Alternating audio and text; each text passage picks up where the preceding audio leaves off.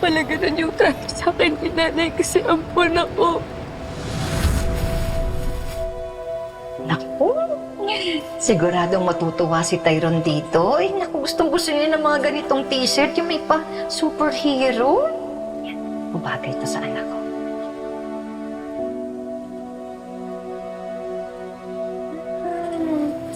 Tay, pwede bang akin na lang to? Anak, bakit mo kinuha? Eh, para sa kapatid mo yan. Nay, bakit siya meron tapos ako wala? Tali, di ba pinapipili kita kanina? Eh, bakit hindi ka kumuha kung anong gusto mo? Nay, ang papangat ng mga damit doon eh. Gusto ko sa department store. Ayoko sa ukay. Anak, eh, saan ba galing yung t-shirt na yan? Hindi ba sa ukay-ukay din?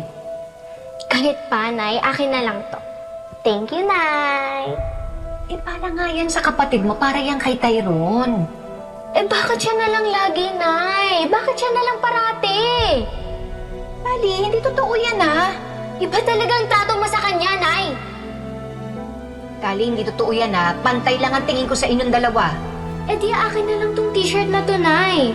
Kahit galing pa sa ukay to. Akin na lang to. Gusto ko man lang maramdaman na miss na mga ako kay Tyrone. Kahit minsan lang na eh.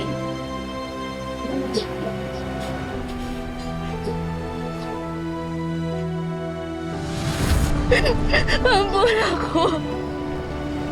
Ampon ako! Ampon ako! Ampon! Ampon! Ampon! Inawin mo nga yung sinasabi mo. Magkapatid si Tyrone. At si Belle? Opo, sir. Dahil iisa ang ina nila, si Rosel. Iisa po yung pinanggalingan nila. Pero magkaibang ama. Ganun ba? Opo, sir. Ganun na nga po.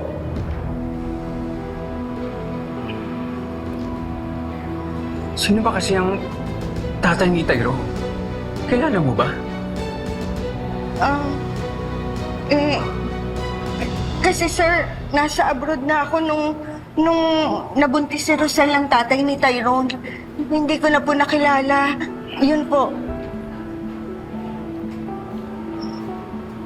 Alam mo, hindi ko pwede sabihin to lahat kay Beth kung hindi mabubukling itong mga sikreto natin. Kaya nga po, Sir Chris, kayo ang inuudyukan kong tumulong kay Tyrone. Para hindi nila malaman ang totoo. Darius, ano lang yun ang gagawin natin? Eh, hindi pwedeng magtagal si Tyrone dun sa kulungan. Baka mamaya mapano siya dun. Huwag kang mag-alala, gagawa ko ng paraan. Eh, paano? Wala naman tayong ipon. Eh, yung pera mo, diba, ginamit mo na kay Tyrone noon? Bahala. Bahala, huwag kang mag-alala. Didilayan siya ako.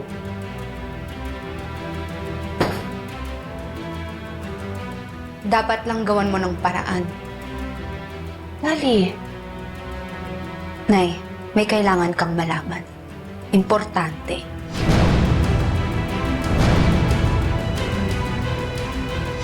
Nay, naririnig mo ba yung sinasabi ko, ha? Kailangan nating mag-usap. May kailangan kang malaman. anak, pwede ba saka na lang natin pag-usapan yan, ha? Kasi meron kaming kailangan gawa ng paraan ng Tito Darius mo, eh. Meron kaming iniisip na problema, eh. Ano na naman ba yung pinoproblema mo, ha? Dali, hindi yung ba alam? Si Tyrone nasa presinto nakakulong. Sinampahan siya ng kaso. Maari siyang magtagal doon. Baka sigurado kung masisira ang buhay niya, ang kinabukasan niya. Tali, ano ba talaga ang nangyari? Nandoon ka sa insidenteng pinangyarihan. Meron ba talagang tumulak kay Belle? Imposible naman na si Tyrone na may gawa nun. O ba't ako yung tinatanong mo? Tali, kailangan natin tulungan ng kapatid mo. So ano yung gusto mong gawin ko, ha? Sabihin mo sa akin ang totoo. Sino ang tumulak kay Belle? Good news, Belle! Alam mo, ang ganda ng result mo. Walang problema. Kaya pwede ka na raw umuwi anytime. Mabuti naman, Dad.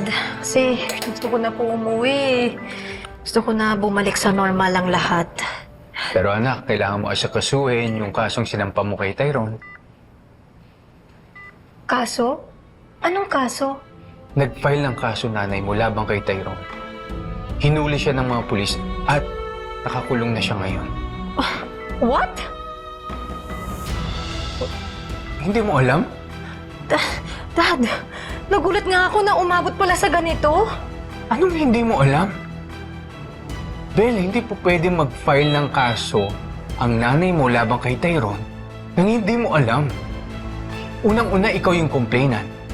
Ikaw yung biktima. At 18 ka na. Hindi na maaaring mamagitan ng nanay mo. So, paano siya nakapag-file ng kaso kung hindi mo alam? Dad, hindi ko talaga alam kung paano nangyari to, but I swear, hindi ko sinabi kay Mommy na magsampa siya ng kaso against Tyrone. Wala naman po akong ginawang statement. Ibig sabihin, gawa-gawa lahat ito ng mami mo? Bakit kayo ganyan magtanong sa akin, Nay, ha? Pinagbibintangan niyo ba ako? Gusto ko lang malaman ng totoo. Eh, paano na pag sinabi ko yung totoo? Na ako naman pala talaga yung gumawa nun kay Beth. Ano, okay lang? Okay lang pag ako yung makulong? Wag lang si Tyrone? Kung yun ang katotohanan, dapat kang managot sa kasalanan mo. O di lumabas din yung totoo. Nabaliwala ako sa inyo. Kaya niyo akong isacrifice basta masave lang si Tyrone, Ano tama? gusto mo, ha? Magdusa yung kapatid mo? Kahit inosente siya, kahit wala siyang kasalanan? Na hindi lang si Tyrone yung anak niyo! Pero hindi ibig sabihin nun, aakuin ni Tyrone ang kasalanan mo. Wala talaga kayong pagmamahal sa akin, no? Kaya niyo lang ako gawing ganyan? Dahil puro kasama ng loob. Puro kasakit ng ulo. Mga bata pa lang kayo ni Tyrone, lagi mo na lang siyang pinapahamak. Sumusobra na kayo, Naya. Wala ka talagang hiya. Ikaw ang walang hiya. Wala kang utang na loob. Pagkatapos ng lahat ng ginawa namin ni Tyrone para sa'yo, ito ang gaganti mo sa amin? Ang sabihin mo, wala kang kwentang ina! At wala ka rin kwentang anak.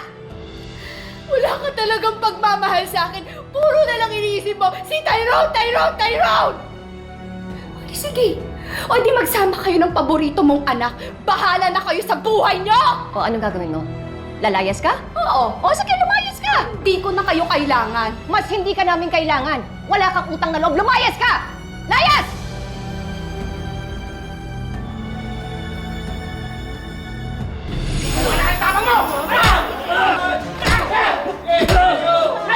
Alam ko ginawa mo. Dahil nagsabi sa akin si Bel na hindi siya nag-file ng complaint laban kay Tyrone. Dahil ba anak siya ni Rosel, kaya siya na yung mas gusto mong protektahan. Mahal mo pa talaga yung babaeng yun, no? Answer me! Mabuti kang tao. Mabuti kang anak. Dapat wala ka dyan sa loob ng kulungan. Gusto mo talaga iurong namin ang demanda laban kay Tyrone? Via, sabihin mo lang sa akin. Lahat gagawin ko para sa anak ko. Ayan, halikan mo ang Draco. Oo, mahirap lang kami, pero may dignidad kami. Bitawan mo!